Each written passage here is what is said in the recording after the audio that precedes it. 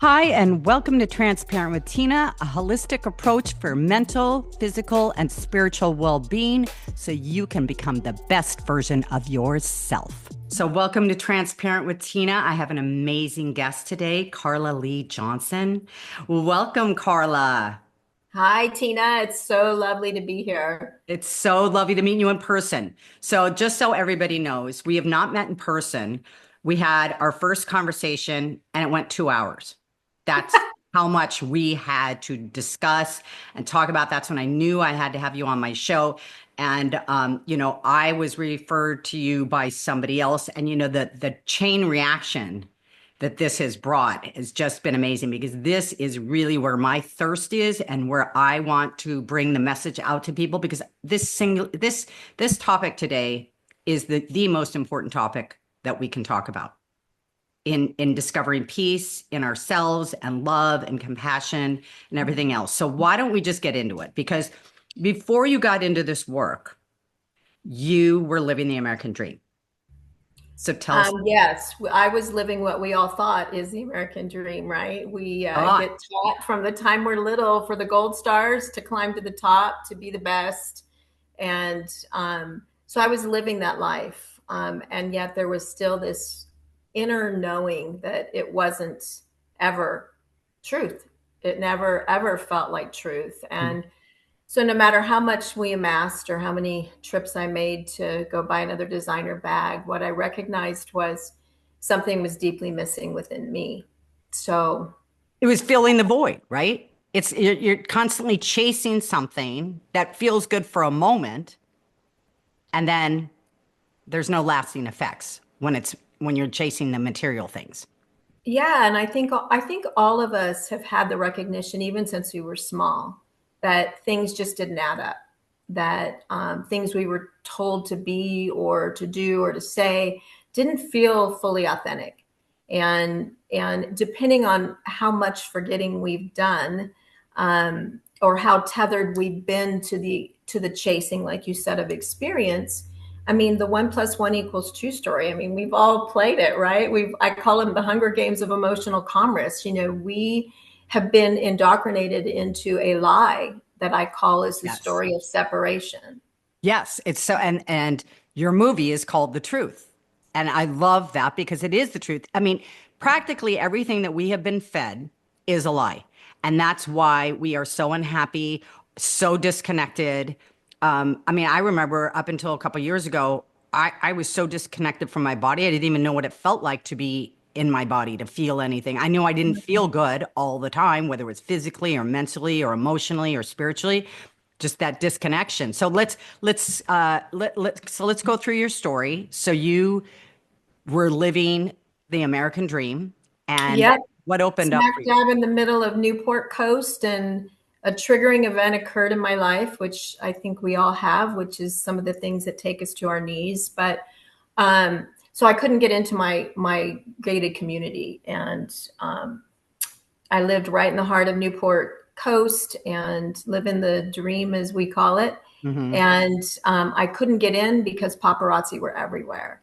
And I had stopped watching the newspaper, reading, watching the news, reading the newspaper in my 20s. So people would be like, how are you going to know what's going on in the world? I'm like, well, everybody talks about it if it's something that That's we need to know. exactly what I say. If it's important enough, I'll hear about it, right? Yeah, Right, yeah. exactly. So anyways, I was miffed because it was an hour, and when I say perched, I felt like they were vultures, like perched to get their $1 million shot. And it really, something, I didn't know what it was. I thought somebody died, really, honestly. And I lived around celebrities, and so I go home and I find out what it is, and something shifted in me in that minute because I was in the middle of my own investigation about relationships. I was engaged again, and I was like, I don't know if this guy really likes me or he likes the lifestyle. And there was I've this been through deep, that. Yep. yeah.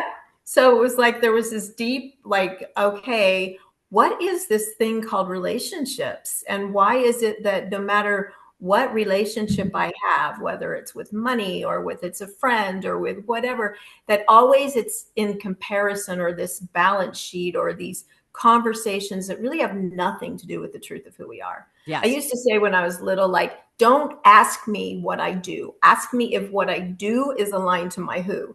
Then we might have something to conversate about. But I couldn't get in. I literally felt, I learned what it was. It was a celebrity's infidelity, like that's something new.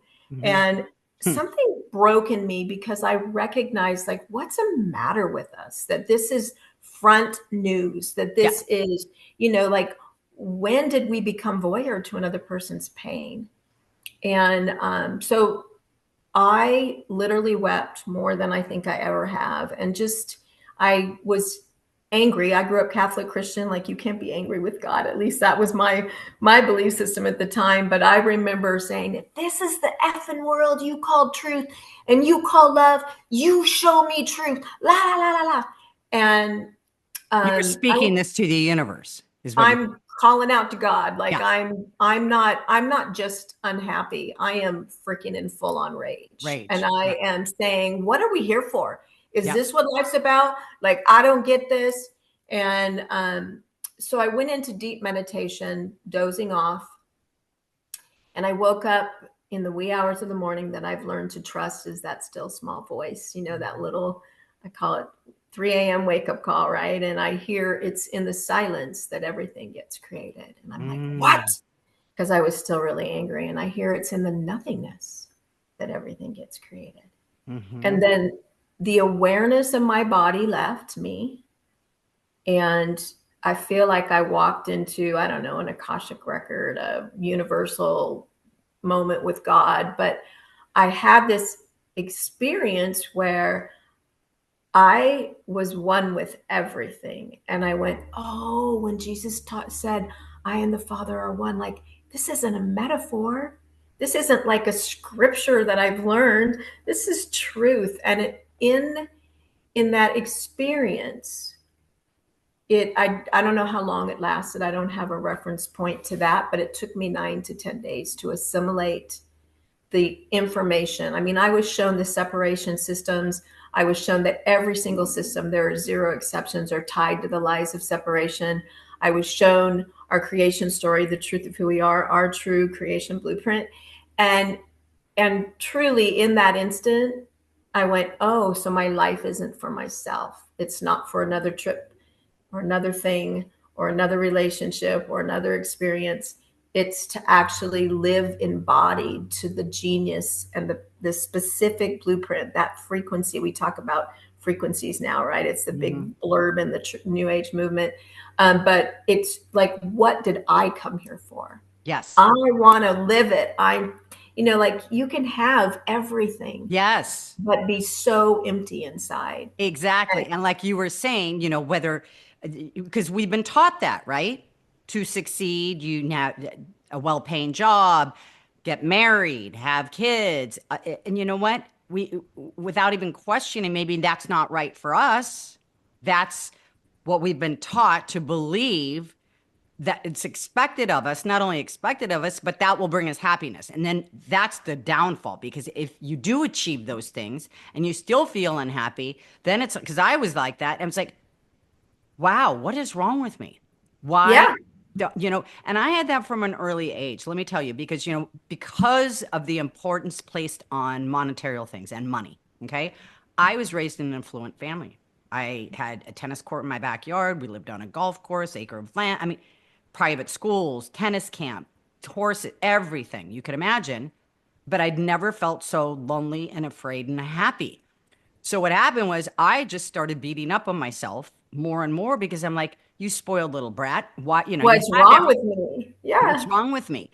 However, back up, the conditioning that you have from a young age, and I've spoke about this many times, my father was, no matter what I did, it wasn't right. No Hmm. matter if I won the tennis tournament, I've brought this up a million times. If I won the tennis tournament, what were you doing in the second set? What So could you do better next time? Yes. yeah, everything, no matter what happened. And so, what is that? What is that impression on you as a young child? That's your truth. Because, and if my own father doesn't love me, how could I be lovable? Right? Yeah. And Yeah. so that message was with me. And, I'm 62 years old. I'm just getting it. I mean, even though I started studying metaphysics in my late 20s, I got my master's in metaphysics in my 30s. I had it up here, but for it to get here to here and like actually get to a cellular level where trust and believe took me this long. Yeah, so I call it the distanceless path. And the longest journey we're ever going to make is the journey from here to here. It And is. you can literally feel yourself dock into your heart. And this is your sacred sanctuary. Yes. This is where we live in the gap. This is where we experience the truth of who we are. And that to me is the next layer of our awakening process is to, because like you said, it's conditioning. Some of the things that were revealed to me is, like my whole life, I was told we were born of a sin nature, I was going to and bring that up. Yes. yeah, like we're born of a Organized sin religion. nature. Mhm. And I'm like, no, we aren't born of a sin nature. How can we be born or created in the image of God and then be born of a sin nature? Isn't there hypocrisy within that knowing? Yes. And the thing is that, when we, our whole life, when the conditioning speaks to the fact, where does suffering come from? And that was the biggest revelation for me in this body of information. Suffering comes from a resistance to the experience of what is. We've Yes. been taught to not cry. We've been taught that it's not okay to show our feelings. We've been taught to be nice. We haven't been taught how to be real. And what could things look like when we actually begin to experience, like, I'm already a sacred vessel of Yes. the source made manifest. And Yes. my work and reflection in this world is to be all in, to be the love that we already are, to choose the love no matter what. That's the harder part, because I say that knowing is not enough. Mhm. We must learn, Exactly. integrate, and walk the truth of our being. And we don't need a rule book. We really don't even need a teacher, because the DNA of the consciousness of love and unity and the shared being that we all are, we know each other. We were on the phone for 2 hours because all of a sudden you're like, oh my God, it's the same experience with a different story. It's just masked in a different body temple. Exactly. So the suffering is the resistance to what is. Suffering is really, if you think it, and it's actually love. It's truly love, because when we feel suffering, it gives us an opportunity to say what part of me is not in Yes. alliance, Yes. right? What Or part needs any to be any healed? emotion. Yep. Yeah, anything that's coming in. I tell people, like feelings, like when we have a feeling, different than emotion, but when we have a feeling, that's God speaking the experience of what is unhealed or Yes. unrevealed within us. And how much more magical can it get when we recognize it's not the other? It never was the other. I can't have a reaction unless that is alive within me. So Exactly. what a gift to be a mirror for each other and stop. I feel like the biggest clarion call right now is for us to lay down our swords of separation. Yes. It is the shared separation story where we're wounded. I've had so many opportunities to see how, well, we all have, especially within the last 4 or 5 years, how these seeds of division are still so alive within us, Right. right? You see Right. it everywhere.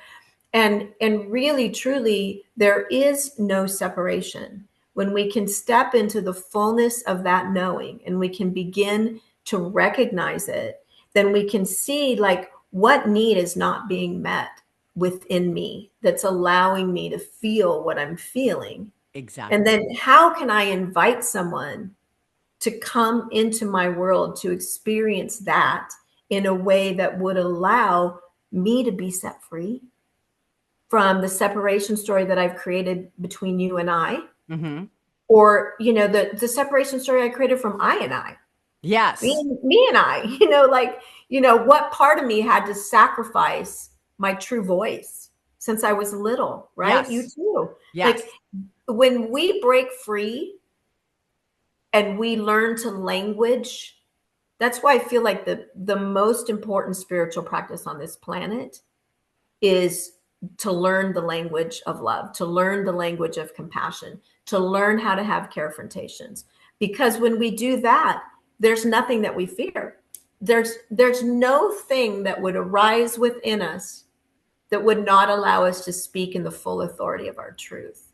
And when we can be in those pure moments, truth has a frequency to it. It may trigger everything you ever thought was truth, but it has a frequency that even if it shatters your illusions, even when it creates a little crack in the, I say we must first see the lie before we even know to seek truth. If Yes. you are a fish and you don't know you're in water, right? If we're in the matrix and we don't even know we're in the matrix, how do we get set free? Well, that's exactly it. And, there's that expression that it's not happening to you, it's happening for you. That is one of the most pivotal expressions. And for me, where I really shifted. And I had a client call before I got on here. And she was talking about these buyers and they're kind of running her around and they're kind of aggravating her and bullying her and this and that. And I'm going, we have a tendency to say it's not. It's the mirror showing us I always say the lesson is always yours. But we want to make the Mm. other person wrong, the judgment, because we don't want to feel that pain of feeling inadequate, which is really why we become people pleasers because we want to fit in. The whole thing is, so what we're doing is they're expending our energy to fit in out there in society, getting further away from ourselves. Because if you're just trying to fit in and you're trying to be something that the comparison game or this or that, and maybe that's not really you, you're getting further and further away from your truth, right? True. So, Yes. and once you embrace the truth of who you are and honoring yourself, because that was one of the things that's mentioned in the film, by the way, we are talking about her film called The Truth, which is, this is a lot of what we're talking about. So we're going to be, I'm going to be leaving a link below so you guys can all watch it. If you ever watch The Secret, this like is on steroids. And this really breaks it down for you, not in a philosophy kind of way or Pollyanna way, but it's scientifically backed. So there's no just trusting in something that, it's all scientifically backed that we are energy and whatever energy we put towards something, it expands. So that's the first thing is to basically stop. And that was the first thing I learned was to stop and not react right away. Because man, I could go from 0 to 100 and I just wanted to get my point across. And I was very angry my whole life. What I realized was I was really sad my whole life because sadness is the first emotion. Anger is the second emotion. We don't want to be in sadness. Anger is a more powerful emotion, so you can stay in it longer. But then in the movie, you were talking about how anger, we can't stay in anger that long because it drains us too much. So then we move into disappointment. You can stay in the feeling of disappointment a lot longer than anger. So then what Yeah, happens? so we Now, downgrade. Our whole lives, we've been taught to downgrade the volume. If I turn the volume down 30%, I also turn my ability to feel ecstasy and joy yes. and magic and power and love and all the yummy things down 30%. And I wrote about that in my first book. I said, it's a shut door. So yeah, I don't want to fall in love again. I don't want to get hurt. Well, that's great. You're not going to get hurt, but you're never going to experience joy again either. That is yeah, not the point. The point is to be integrated enough within yourself that you don't like, I don't feel like I need the approval from anybody anymore. I mean, it used to shake me to a core if somebody was upset with me. Again, the what's wrong with me, which is ingrained very early on. This was just a trigger every single time I wasn't accepted. But once you integrate this into yourself and you relax and you're honoring yourself, and that's the other thing that was brought up in the movie. When you honor yourself, it kind of naturally happens. And if you're in a situation that is triggering or challenging and you're about to react, am I honoring myself through my words? Am I mhm. honoring myself through my actions in this behavior? And I love that because I had never heard about that in the movie. It's very Well, true. and that's Sandra Ann Taylor, who I love. And, you know, I chose Byron Katie's soundbite. Like, how loud does that person need to get before that's an area we realize we're asleep? You know, our whole life we've been taught, like, don't yell at me, don't use the F word, don't this, don't that. And it's like, why is it I can scream, I love you? Or at a champion game, we can go, get him, you know? And, but why is it then that like when Jesus walked in the temple and he threw the money changers out, I promise you, he said, get the F out of my father's house. And that sacred rage, that holy wrath, we've been feeling since we were little. You said my whole life I've been angry. Hmm. Because anger is a reminder that something within us has not been given the Healed. honor Hmm. that we, and what would it even look like, Tina, if we could go one step further and say, you know, to the other, on the other end of the mirror is, wow, I just felt myself react when Hmm. you chose, like with a parent. I see this all the time. I coach this all the time, but it's like, you know, like, wow, ouch, that hurt. And My just mom used to use this land as a it. trigger word. Yeah. When Yeah. yep. Just just land it for Ouch. a minute and say, you know what? I need to take a look at that because I know we've been in this dynamic and I know we've done it for so long, but it doesn't feel good. How does it feel for you? Like we Hmm. can begin to redefine these relationships that have been the gift, that have let Yes. us see the areas we've given our power away, the ways we've given our hearts away.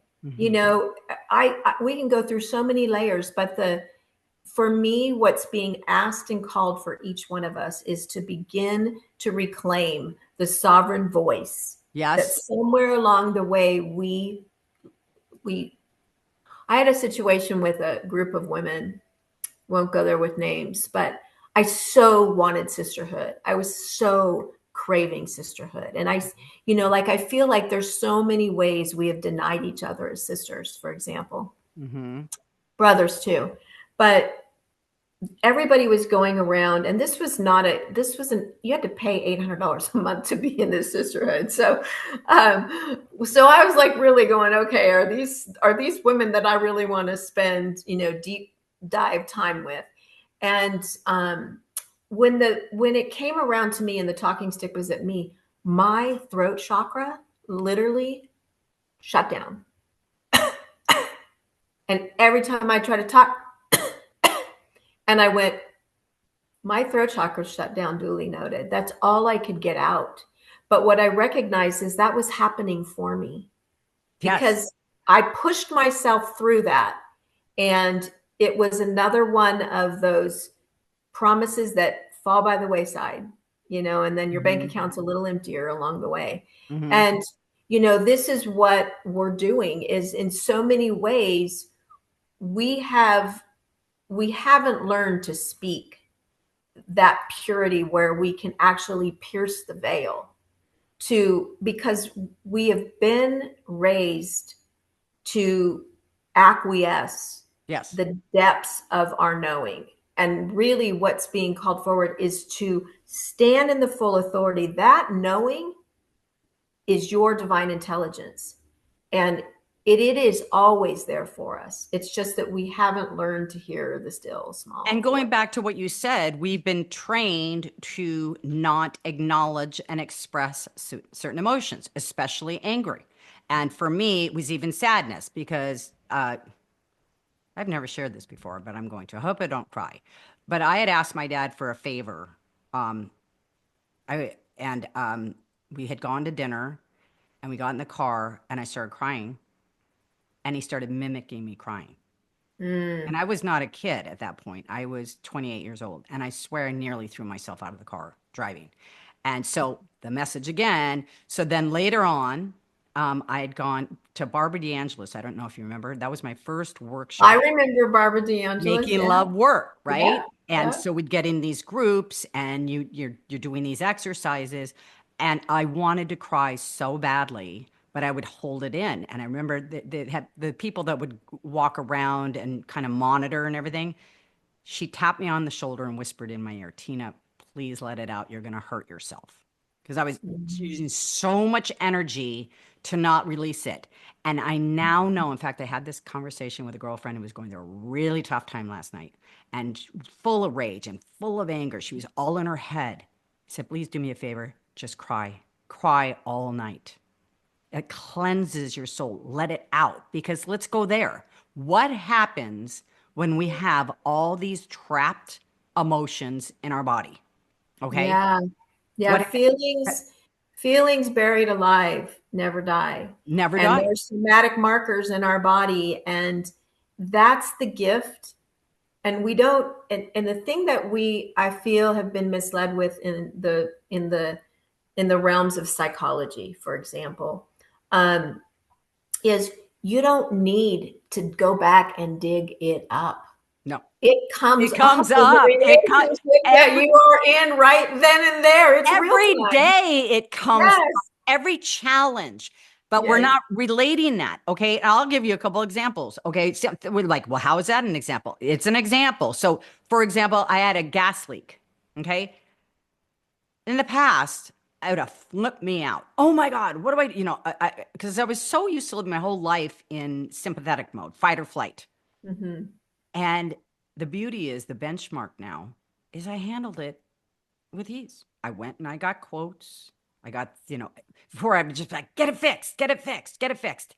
And that makes me know that I am more trusting of myself and my capabilities. And I think that's where the suffering comes from too. For me, it was anyway, not trusting myself that I was capable of even like, I don't want to say keeping myself alive, but do you understand what I'm saying? I mean, I just Yeah, the did not trust. sovereignty. Yeah. Yes. And I think also the raw vulnerability is, like, wow, I didn't realize that my whole life this has been provided for me and I feel helpless right now. Yes. I feel like I don't know what to even do. And like you said, with each thing, if you think about a child, like if we run to the child to pick that child up every time that child falls, right? Hmm. And we don't allow the child to feel the bullying, if we don't allow the child, because we are in the protective mode, we aren't sparing the child. We actually are empowering the untruth that that child isn't capable of even at 2. The revolutionary moment of how I connected into this awareness. I watched a 2-year-old negotiate for her needs. My life was blown away. Like everything we've ever been taught, a 2-year-old doesn't have the capacity yet to language Hmm. or negotiate for their own needs. They don't have the verbal skills. That's not true. I watched it with my own eyes. This wasn't a Mensa child or a gifted child. This was a child who had been empowered, probably while mama was still in the womb, Hmm. with, having the trust to figure out what her feelings were and then to learn to communicate them. And even all the way back to our parenting, sins of the father are passed on, right? All of that. If you look at how are we going to break these generational Like cycles cycles. to truly be set free as a humanity? Yes. What's it going to take? I mean, we're at a critical mass tipping point, guys. We don't have much time. If Mm-mm. we want to look at the dystopian slides we're on, whole other conversations, but truly it is going to be you and I standing in our genius, coming together in co-collaboration to say what's it going to take to create a future worthy of choosing, and everything we need. I tell people, if you're breathing today, you came here at this magical time. You came here to be a part of the tipping point, which means you don't get to play small anymore. You No. really don't get to play small anymore. You are here. And like for me, community is the missing link still, because we Hmm. are still very isolated. Hmm. But that's where we're going to be as a humanity, to come together, to recognize our genius, to be celebrated in our genius, not feel competing. This competition has to go away. We are biohacking someone else's stuff. Spirit showed me you cannot hack somebody's IP. The information that I came here to give as Yes. in Yeah. service There's to only one of humanity you. It's only one of is you. only one of me. There's only one of you.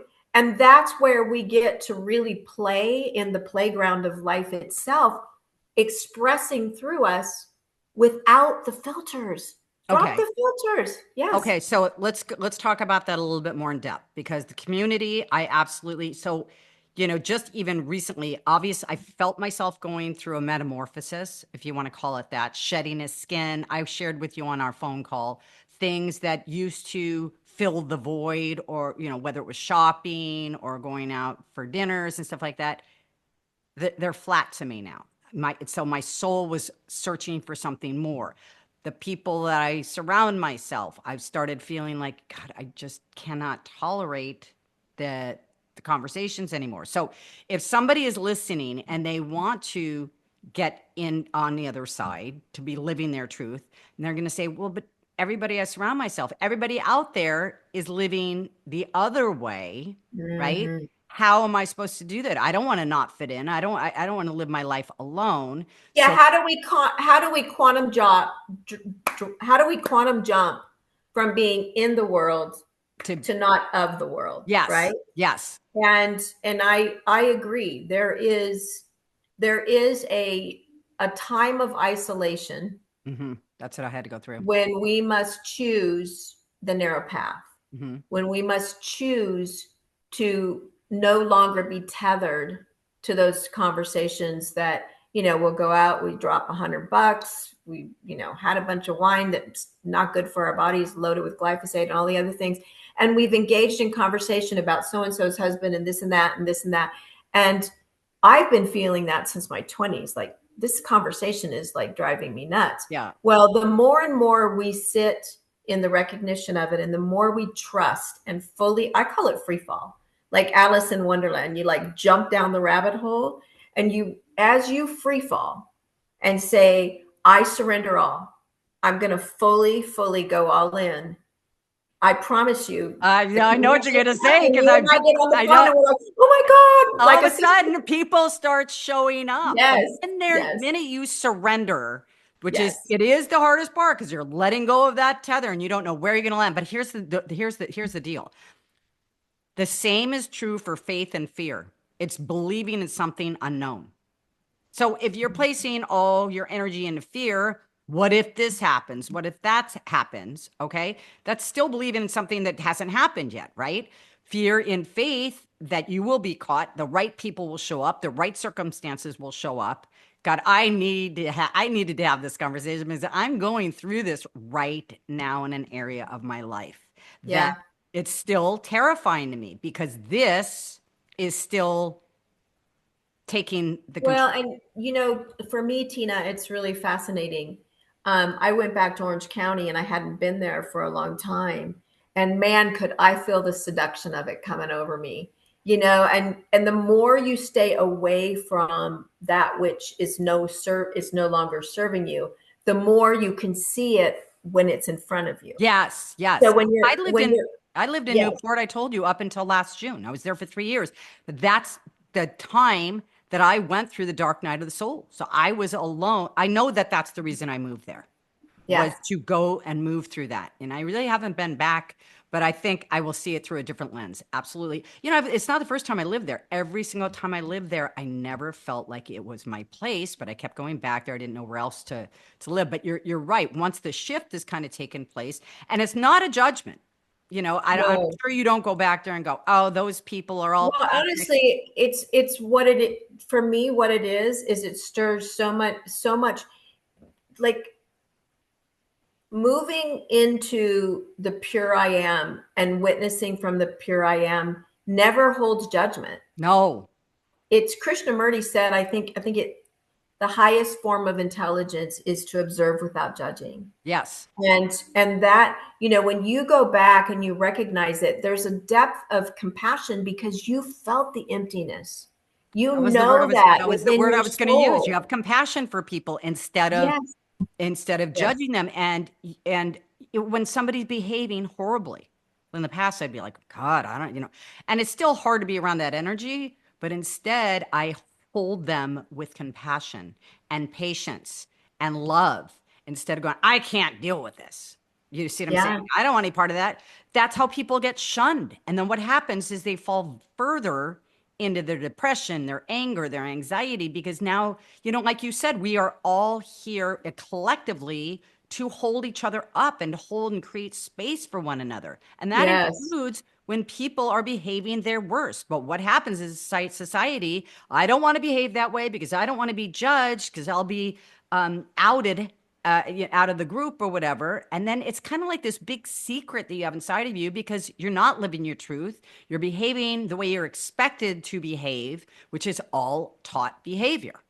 Well, and look at cancel culture. My goodness, with social media, Oh, it's unbelievable, off the charts, right? yeah. And now we have an energy of always having to be on, Yes. like Yes. always having to follow the likes and the chase, and really truly, like, for me, hurting people hurt people.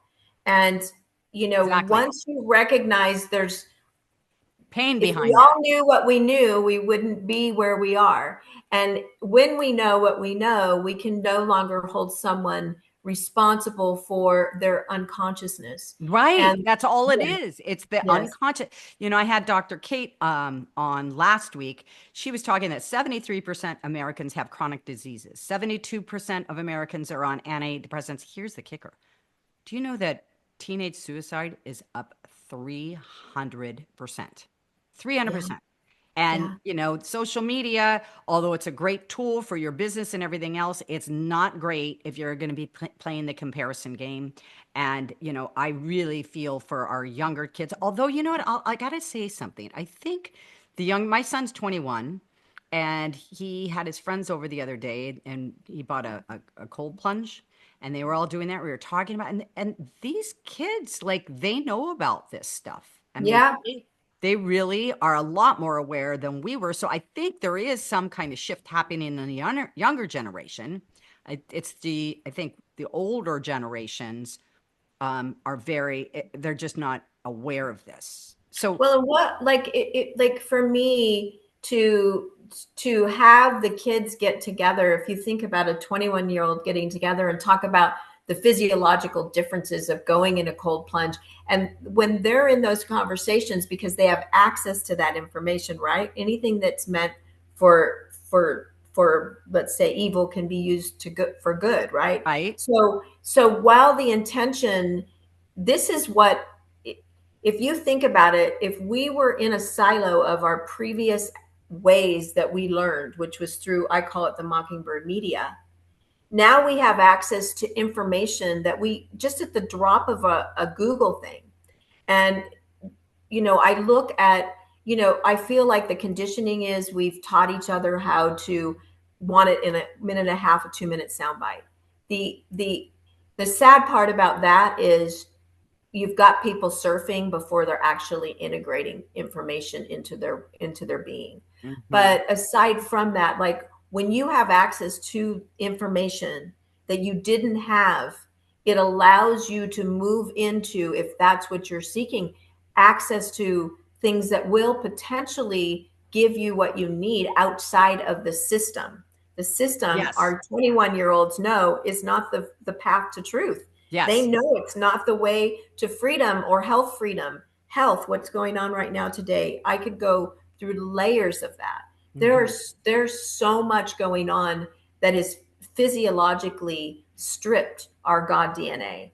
And that's what we're needing to reclaim and hold, because it is truth, it is frequency, because we need to be able to move in to the higher parts of love, which don't see the other as separate. And when Mhm. we get there as a humanity, it's one heart, one heart, one heart at a time. When we get there as a humanity, that is going to be the alchemy that moves us into the next level of unity. It's unity based consciousness, but we talk about it, but we're not walking it yet. These stories of separation still are very, very much in the predominant consciousness that's moving on this planet right now, until it's not. So, Exactly. Okay, I just want to go back here because there's viewers that are watching that do get this. but let's just break this down once again, just to make it very clear. So 0 to 2 years old, your brain is in a delta state, which is like a sleeping state. From 2 to 6, you're in a theta state, which is imagination, which makes sense. You see kids that are 2 to 6, they can do anything. They've got amazing. I mean, I thought I could fly. By 6, We all did. we all did. I got the cardboard things on my hands, and I thought, this is working. Anyway, and then so you're in that theta state. By 6, you're in a calm consciousness. By 12, you are schoolroom focused consciousness. So anything being recorded before the age of 6 is the truth because you're not conscious now. It gets recorded as a truth. Right. So now let's talk, because Yes. now we know how we got there. Okay. So we know that the leader is the subconscious mind, because that's where all your beliefs are stored. Right. And then there's the conscious mind. So how do we bridge the gap from our conscious mind to our subconscious mind? And how do we get rid of those negative self-limiting beliefs in our subconscious mind? It's all about the gap. You know that song, it's all about the bass, about the So bass. you're saying Right? it's It's the all about the recognition gap. of it. The recognition is the first thing, right? Yes. So feeling it come up and then not choosing to react to it. Yes. So it really truly is, there's a pivotal moment of truth. And the beautiful thing about it is that every single second, every single breath, we're given that moment of choice. Yes. We can catch our thoughts, right? So everything, to move that which is subconscious or unconscious into conscious awareness, happens every single second. Happens when someone cuts you off on the freeway. It happens when you're in a grocery store and you overhear a conversation. Those are all consciousness expressing itself in ways that allows you to move into a higher level of being.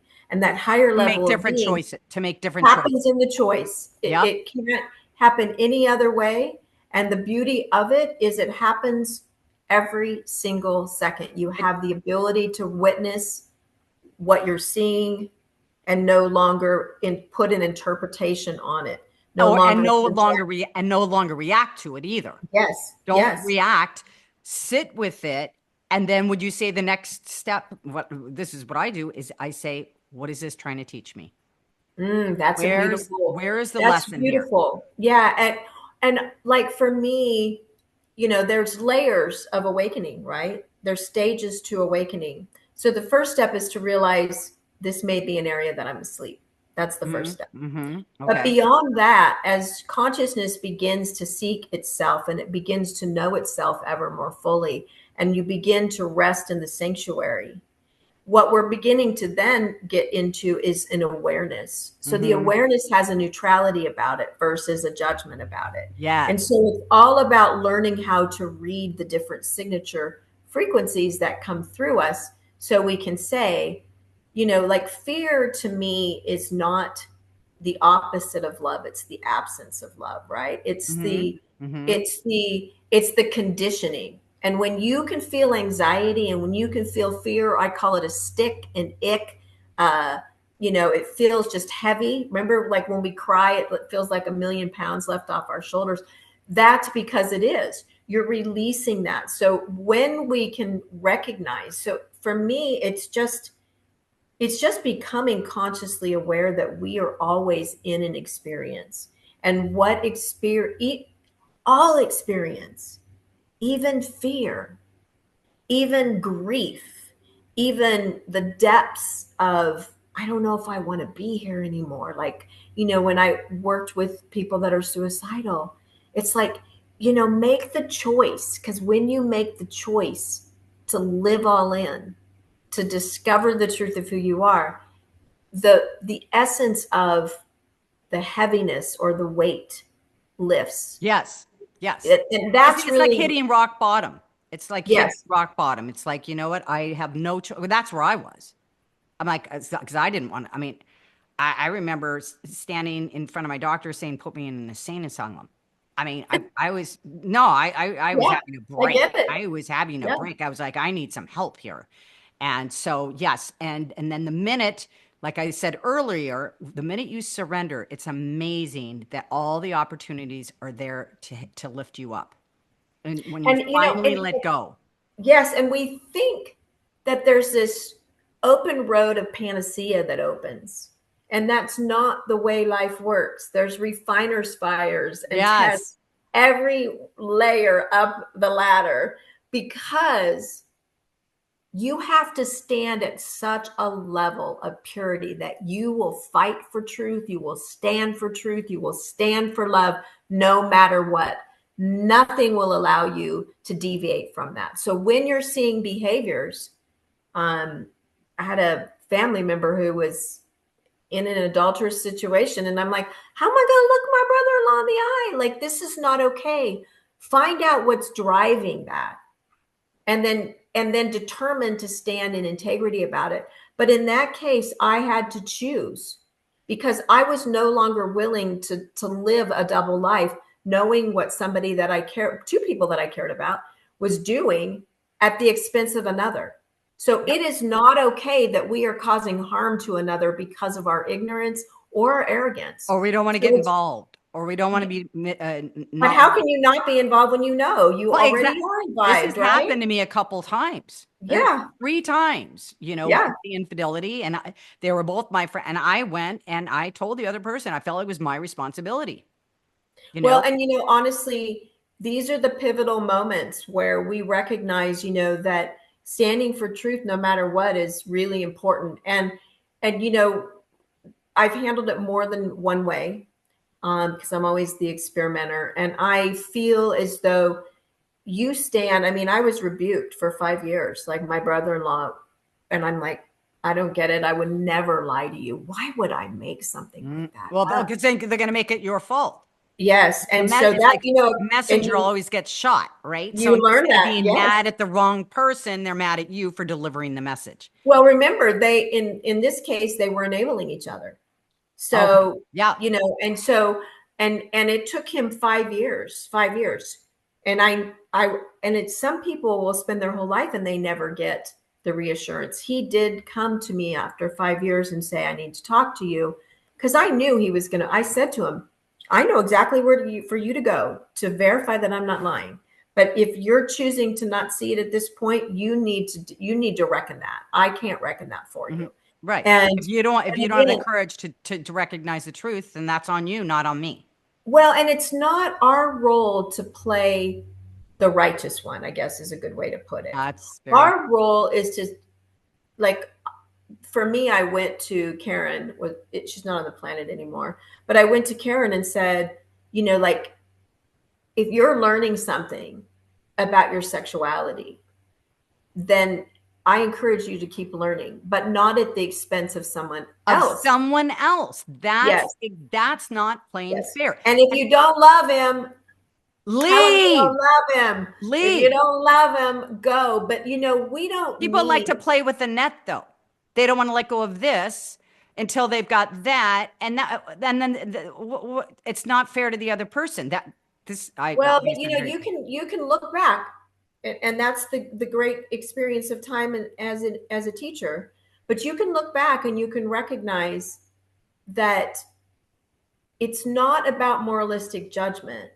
No, it's literally, it's like if a child was running out into the street, that's the only time that you are to exercise power over that child and protect them from the street. It's no different, because there is, as long as we keep making things that are not okay, that are breaching sacred laws, okay. Yes. As long as we look the other way and say what we do in Vegas stays in Vegas, or any of the other marketing acceptances we've learned to live with, it's not okay.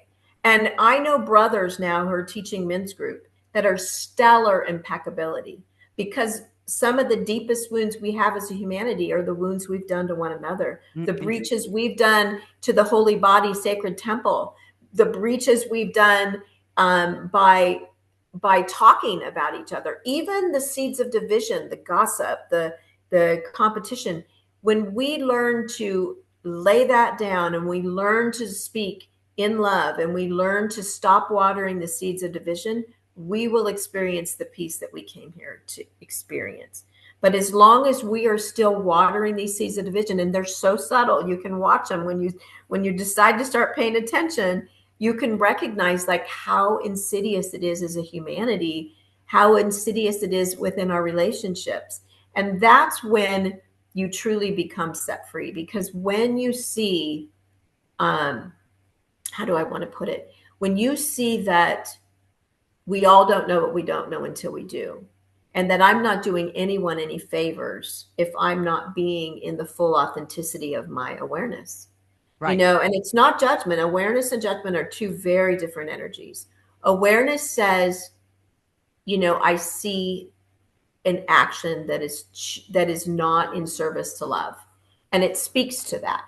Mm-hmm. Judgment has a moralistic overtone that says what you're doing is not right.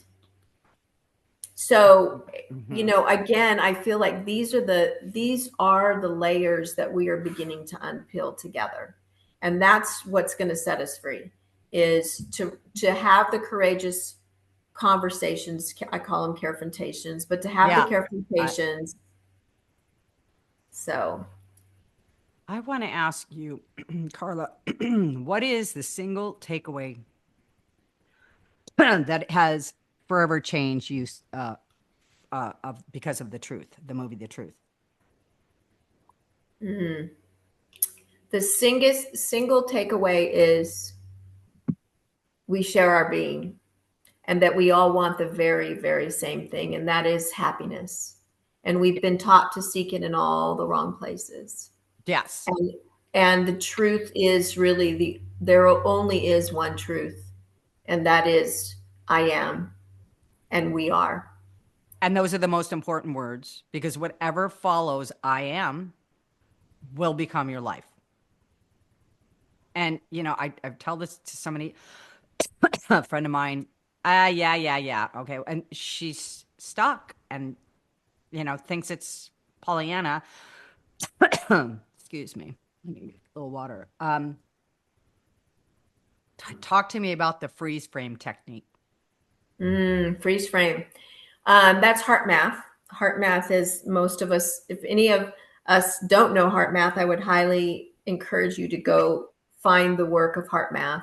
But the freeze frame technique is simply like we talked about. It's the gap.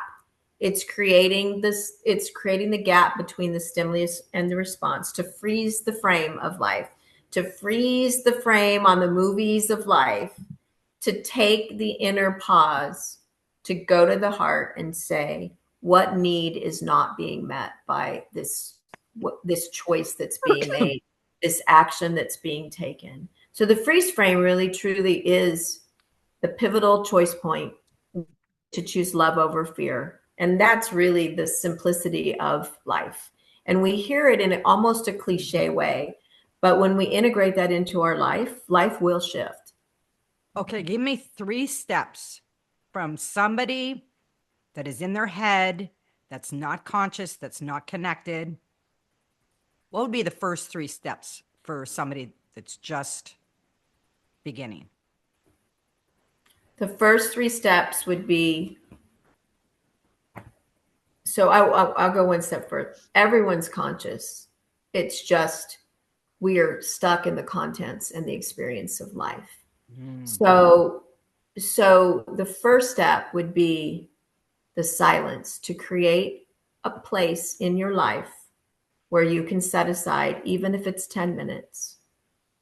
And you can, ideally, if it's sitting on Mother Earth or sitting in nature, or something that you loved as a child, something that took you straight into the magic or the majesty or the sense of safety or security. So that's one, is to find the time to go to the heart, to go into the inner sanctuary. And oftentimes, all we're going to do is cry when we get there, because we're going to see all the ways we've denied ourselves. Yes. Yes. So that's the first step, is to create the silence, the time to go to the sacred sanctuary in the heart, because the heart has all of the records of everything we ever have done to deny ourselves or to deny someone else.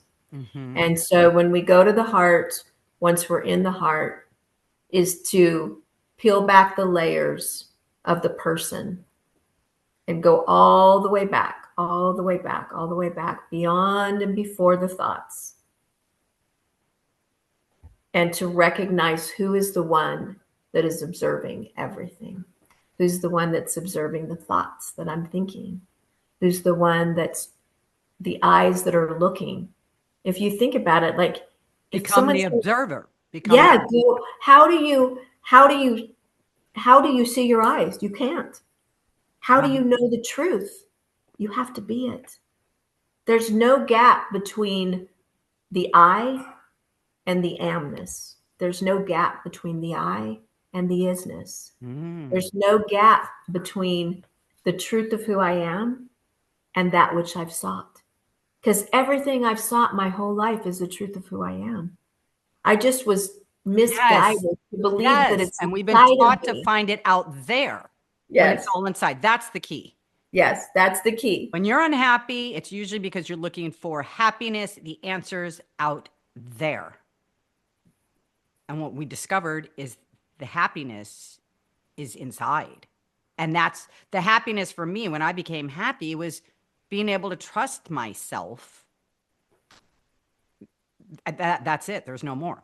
Trusting myself. So to go to the silence, to begin to feel, bring that back on, bring in the beauty of feelings, and recognize all the ways that you've not honored yourself. That's the second way that we can begin to reclaim that inner knowing, because it's there. Yes. So it's, and then what is the third step if we were to say that this is a 3-step linear pattern, which of course it's not. Right. But it's to never feel something rise up in a day that you ignore. Right. So it may mean that you feeling. go into your own tutelage school, right? The own inner sanctuary, right? We're going back into self-mastery class. And you say, what ways today did I deny myself? Yeah. What ways today did I not love myself? And that will begin to cultivate the inner knowing of how to honor thyself. Because peace is an empty wish. Love is an empty wish. You'll never find it out there. It only always resides where? Inside. Within. Inside. Yes, exactly. And as you know, I think my mom's the one who said this: God dwells in us as us. Yeah. Gandhi he's no longer on the planet anymore, but Arun Gandhi, who I have in the film, he said for 75 years, Mahatma Gandhi, his grandfather, walked on earth, and one of his biggest teaching was God is truth. And in 75 years of teaching that, he realized that that was not correct. And so he began in the later days of his life to say, truth is God. Because when we go inside and we live the truth of our shared being, and we live the truth of who we are, we become that which we have always known we have already been. Oh, yes, exactly. So and that's why we feel something's missing when we have not connected to ourselves. That's exactly why there's that void. Yeah. And when you are connected and you understand that, and you truly are connected to yourself, you don't feel a lack or a void. You don't. There's no lack. There's no void. And, it's really powerful. There's no longing. Yeah. And, we've made an industry, a multi-billion-dollar industry off of saying, I'm the one who can set you free. I'm the coach. But ultimately, the greatest gift we can give someone is the reflection of giving them the awareness of how to go within, giving them the awareness of how to awaken to the truth of who they already are. And that is the biggest gift we can give each other as a humanity, is just the hugs, the encouragement, and the warmth to say what you seek lives within you. And that there is no other path. It is a distanceless path. And, and you'll notice, like, people are like, oh my God, like, I just love to be in your presence. No, They just love to be in the mirror of love and the Yes. mirror of truth, right? Yes. And Yes. then, don't give your power away. Don't let your batteries get drained, because as you wake up and you become a light, the light unto the world, there will be people that are Oh yeah. absent of that light who will try to seek it from you. And that's where discernment comes in. And that's where the grace of knowing comes in, to Hmm. say, I'm happy to guide you, but I can only give you what I have. And if you're going to continue to come to the well and look for me to fill it, look for me to be the source, then I'm not honoring you. I'm not Right. honoring You're not honoring you and you're not honoring yourself because you're draining your own energy. So it's a double-edged sword. So you're not just like what you were saying, if you don't allow a child to fall, right? So it's either teach them how to fish or give them the fish. Remember that old saying? So that's basically what you're saying. If you're just constantly filling their well, you're not teaching them how to fill their own well, right? Well, and I'm going to speak to this because it's one of the biggest distractions right now that we are dealing with. We are dealing with false light workers almost every sponsored ad we see. I mean, we see people, speaking in the word of God and saying, I got you, I got you. And it's a $10,000 I got you, but they drop you like a hot rock. And we are seeing that time and time and time again. And we must recognize that that is not the path. This bougie spirituality is not the path to truth. Mm-hmm. And, the greatest gift we will give anyone is the mirror, and to give it to them in love. And it doesn't mean that you cannot be a teacher to help them be set free. It just means that, honestly, if you're doing your job, they're in and out.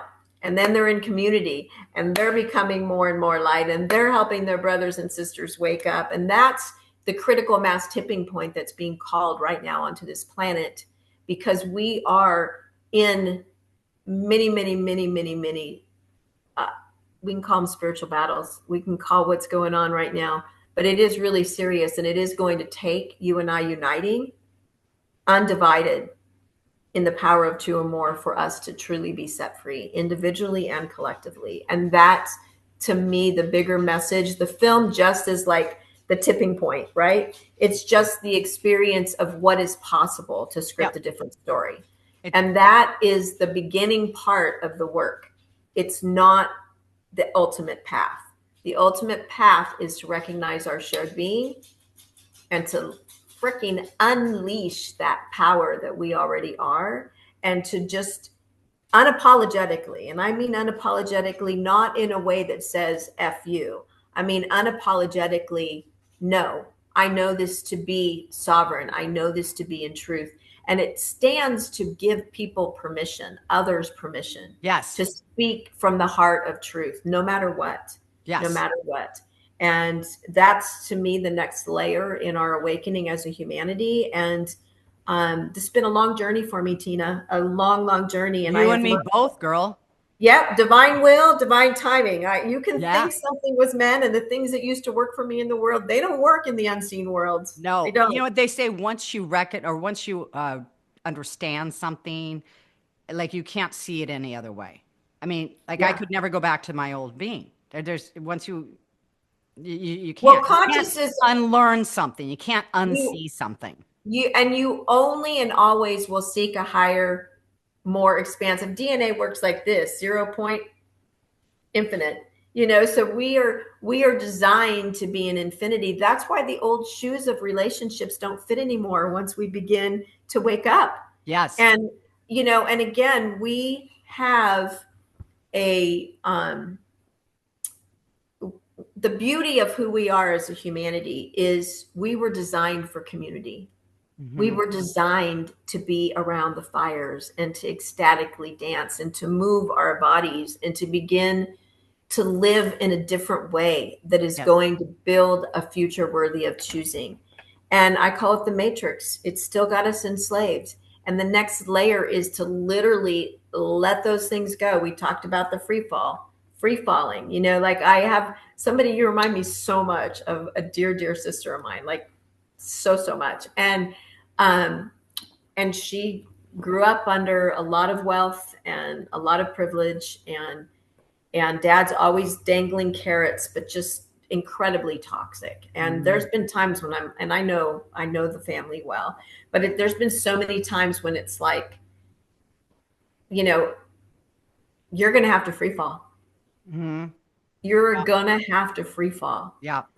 And honestly, the things of the world and the more things of the world are the greatest tether. I call them mass weapons of distraction. And Yes. they will not allow you to be set free until you are ready to free fall. And it is Absolutely. a free fall. And guess what? The good news is we're here for each other. We are here for, and you know, the old Yeah. saying, when the student is ready, the teacher will appear. And the minute you start free falling, that's saying you're ready to the universe, and the opportunities, people, situations will show up. Will show. It's almost guaranteed. It can't be any other way if we're just attracting the same frequency that we are.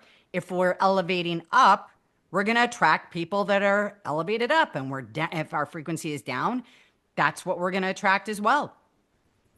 Well, and that a whole nother conversation, certainly a whole nother thing is the Yeah. lie of attraction, because we have some um, very toxic beliefs that come out of that. Because if we want to talk about, we talk about the tests and the testimonies, like light workers do attract that which is dark. And it's not that we did that because our frequency is low. Mm. It's because we become the light and a vessel for that darkness to have a way to see itself as light. Oh, interesting. Yeah. So yeah, so they're definitely a whole nother conversation, but Well, I'm going to we, definitely have to have you on for another, yeah, that we could the talk lie all of about attraction that. We is, can talk about the law of attraction and how exactly yeah, that works. But for today, you know, I'm so excited to share this movie. Everybody, I can share the link below, right? absolutely. Share Everybody. the link, and I think I offered your viewers 30% off. We've got the Revolutionize My Relationship. Everything is relationship, guys, and learning the language of love and learning how to speak from the core truth of who you are is a direct path to freedom every single time. So tell us more about that. The 30% off it's a course? So I think if you don't have it, I'll give you the link. But I think I offered you and anyone in your soul tribe 30% off of any of the courses, the film, the book. The book's going to be releasing in July, and these are the direct paths. When I say written through, I do not take credit for the message that birthed through me. And I think that that's a huge testimony to Yes. where we need to go, because Get out of the we are ego. We're just the we are a messenger. vessel. We are Yeah. truly just a vessel. And I am humbled, and I have had to learn to walk in this level of awareness and authority. And it's not fun. Mm-hmm. There are 3 stages of truth, and we're still in number 2. We Mm-hmm. aren't at the 3rd stage where it's accepted as self-evident. So when we're challenging belief systems, we will be rebuked. Right. And learning to navigate that in a way that actually isn't of service is really the next level of our call. So, Exactly. but yeah, definitely. Well, so wonderful having this conversation with you. I know that everybody's going to gain a lot of benefit from this. And like I said, I'll leave the link below. I'll leave the promo code below. So when they go to your website, they can just put in the promo code, and whatever they're feeling called to, they can get. Okay. Absolutely. Absolutely, Tina. Thank You're you, a rock star. Carla. I'm so grateful that you are on this planet right now and that you are literally standing in that vulnerability and the transparency, because that gives permission to others to be the truth Yes, of who they are. exactly. And same to you. Same to you. I mean, this timing was impeccable, but the universe's timing is always impeccable, isn't it? It's not my timing. I can promise you that, No, but it is their exactly. timing for Yeah. sure. So, yeah. Everybody, thank you so much for tuning in today. If you've not been subscribed to my YouTube, get subscribed so you don't miss any of my episodes. And thank you for all being here. We will see you next week. And thank you, Carla. Thank you, Tina. Much love.